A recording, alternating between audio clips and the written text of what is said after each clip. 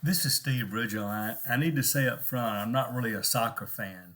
I had a distant in law by marriage somewhere back among some of my cousins who actually played and coached soccer down in South America. So I learned a little bit in high school from him. Then when my kids were growing up, they played soccer a little bit, and I coached some just because they need dads to coach. But I really don't know much about soccer. I don't keep up with soccer. I don't follow soccer, except I love the World Cup. I think it is fascinating, enjoyable, better this year for me because the United States actually was competitive, but it just was a fun thing to watch. But you know what I most love about the World Cup?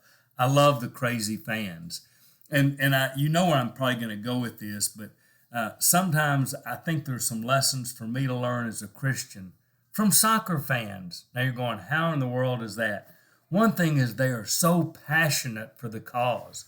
I want all our Christians, I want me to be that fired up, that enthusiastic, that passionate about the cause of Jesus.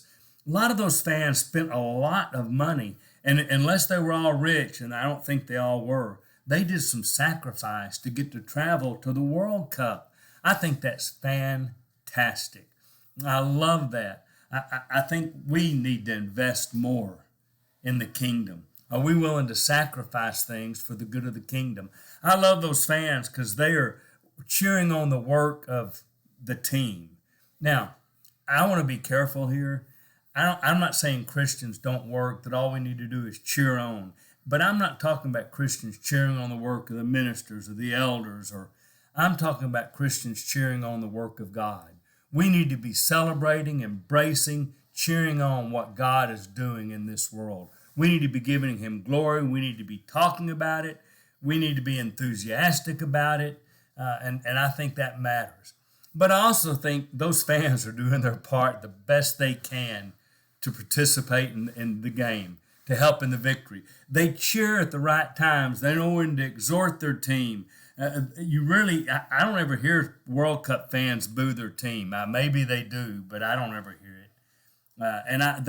They cheer at the right places. They try to inspire the team. They really do their part that they can. Now you're thinking, well, fans don't really influence the outcome. I don't know. There's no way you'll ever convince me the Viking row chant doesn't inspire a soccer team. But I think that's kind of part of we do what we can. In the overall scope of things, God's doing the work in this world, but we do what we can to partner with Him, to do our part with God. We're not equal partners at all, but we want to do our part. So I love fans that invest and it costs.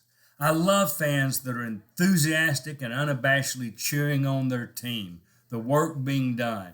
And I love the fans that try to do as much as they can to influence the outcome of the game. So as Christians, I want to cheer loud for God. I want to put my time and my effort, my resources. I want it to cost me something to follow Jesus, and I want to do my part. So thanks, World Cup fans, for helping me process how to be a better follower of Jesus. This is Steve Ridgel, and it was a fun World Cup.